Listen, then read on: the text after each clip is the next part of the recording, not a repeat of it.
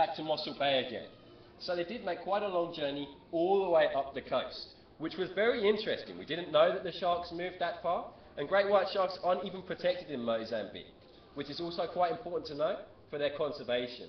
That if you protect a shark in South Africa, you also need to protect it in Mozambique because they will travel across the border. Now, the really interesting shark was Nicole, a very famous shark, probably the most famous shark ever tagged. This shark went from Hansby, right down the road here, from Dyer Island to Western Australia and then came back again. So this shark was tagged using the pop-up archival tag. So it's tagged during November, towards the end of November, and the tag popped up in February. And during that time, this shark had travelled all the way across the Indian Ocean, and the tag popped up in the Nigaloo Reef. That's a hell of a journey. The shark was also diving down to depths of almost 1,000 meters, so it was going very deep during its travels as well. And then, after the shark left Western Australia, it was sighted back at Dyer Island in August the following year. It was August 2004, I believe, when that shark was recognised. By dorsal fin ID, you could prove the fact that the shark moved there and moved back. As of yet, we haven't had another shark follow that pattern, but if we use more pat tags, maybe we can find another shark doing this. The theories they drew from this was that the larger sharks, she was a larger shark, are able to move offshore and make these transoceanic migrations, whereas the smaller sharks tend to stay close to the South African coastline, moving up and down the continental shelf from bay to bay to bay. Now, the tracking I'm going to be talking about is the manual acoustic tracking. This basically involves following the shark wherever the shark goes. We first set up in Mossel Bay with a separate research organisation.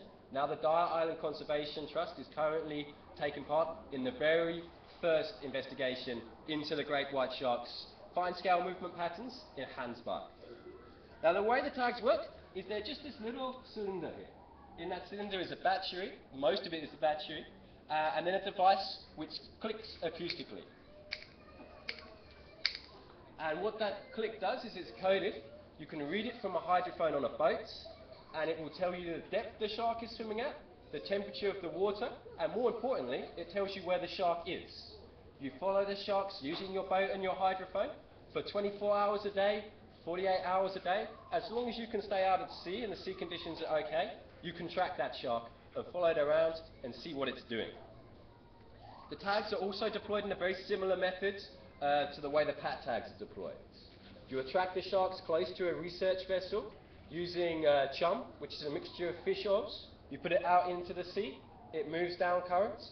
The sharks have a very keen sense of smell and move towards the boats. When the shark's close enough, you take a long pole with a spike in the end. As you can see, the tag head has a bit of a spike on as well. You attach that tag head to the spike. When the shark's close enough, you get your pole and you jab it in. Right at the base of the dorsal fin here, quite a thick muscly tissue here on the back of the shark, and the tag head sticks in quite nicely, the spike comes out, and the shark swims away with the tag in place. So this is a few pictures of us doing it. There's a pole with the spike and the tag attached to it. That's it going into the shark, and then the shark swimming away with the tag in place. They do react a little bit to it. It's probably a bit like having an injection. You feel it, you react, you move away, but it doesn't cause the sharks any harm. They're right back to their natural behaviour patterns as soon as tagging is done.